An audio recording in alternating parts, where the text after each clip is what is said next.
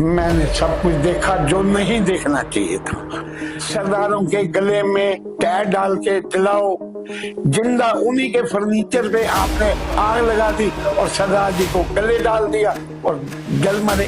उसमें मैं जेल रह के आया हूँ कांग्रेस की वजह से। राहुल गांधी जी को कैसे देखते हैं? राहुल गांधी तो बेचारे हैं, उनकी अभी भी मम्मी कहती है इनको कुछ सिखाना है। नमस्कार, आप देख रहे हैं सूचना भारती टाइम्स। इस वक्त हम राजधानी दिल्ली के पटेल नगर में, जहां पटेल नगर व्यापार मंडल मार्केट एसोसिएशन के पैटर्न मिले छाबड़ा जी, बड़े वरिष्ठ समाज सेवी हमारे साथ हैं। बहुत बहुत स्वागत है आपका हमारे चैनल पर। नमस्कार जी। आप एक नेता भी रहे, आपने एक नेतृत्व भी किया एक पार्टी का। आपका राजनीतिक सफर कहाँ से शुरू हुआ?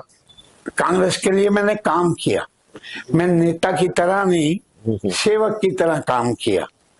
सज्जन कुमार हो, गोस्वामी साहब हो, ये सब मेरे वाकफ है। और जैसे कि आपने अपना राजनीतिक सफर कांग्रेस पार्टी से शुरू किया, बड़े बड़े राजनीतिक जो लोग थे वो यहाँ पर उनका आना जाना तांता लगा रहता था, पर एकदम से आपका हृदय परिवर्तन हो गया, आप बीजेपी की तरफ ज्यादा रुझान होने लग गया।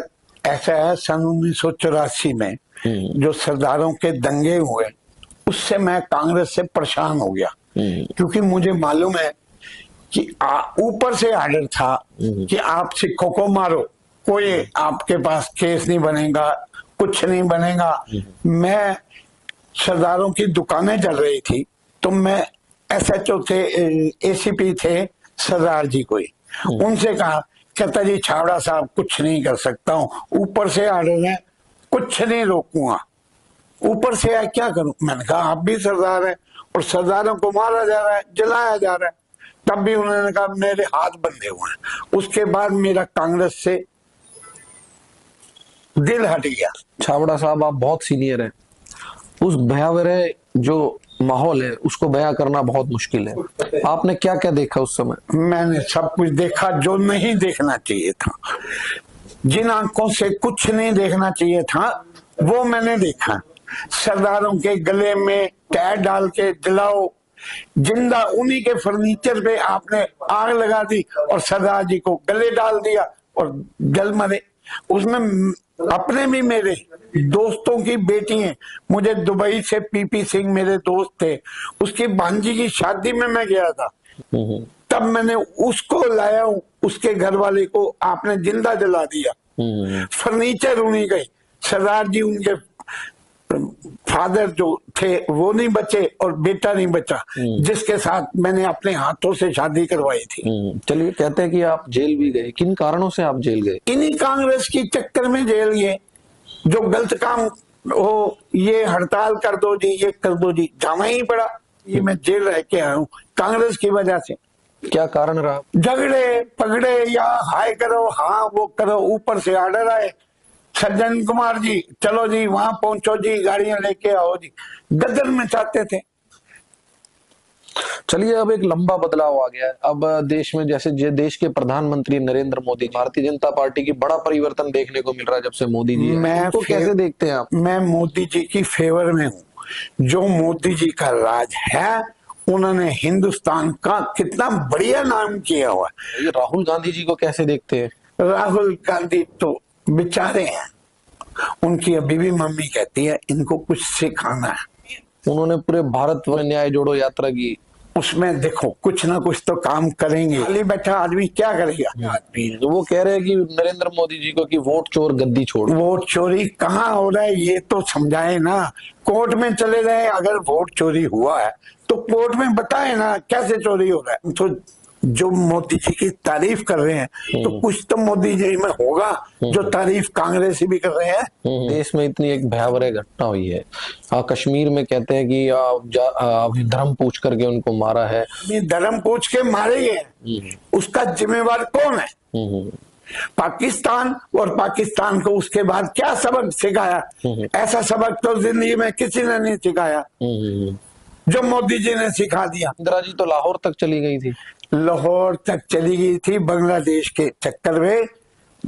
लाहौर तक तो शास्त्री जी गए थे, वो कहां से लाहौर तक गई थी? बांग्लादेश आजाद करवाया, 93,000 सैनिक उनके सिलेंडर करवा दिया, उसके बाद वापस करवा दिया। कांग्रेस के कार्यों को कैसे देखते हैं? 70 साल राज किया उन्होंने देश में, इसरो का उन्होंने इसरो बनाया और उन्होंने एम्स बनाए, उन्होंने यूनिवर्सिटी बनाई, उनको क्या? अरे ये 70 सालों में कुछ तो बनाया, जहाँ 4 थे वहां मोदी ने 18 कर दिए, एयरपोर्ट इतने थे वहां कर दिए। 70 सालों में जो काम इन्होंने नहीं किया कांग्रेस ने, वो तो मोदी जी ने 11 साल में करके दिखा दिया, लोगों को नजर भी आ रहा है। आर्टिकल 370 हट गया। अब आपको क्या लगता है पीओके भारत ले लेगा? पीओके अभी टाइम लगेगा।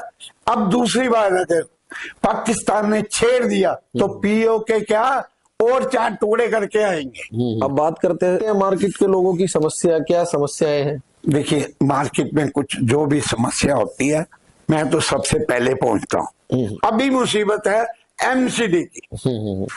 से खाने का मतलब है एमसीडी को पैसे चाहिए।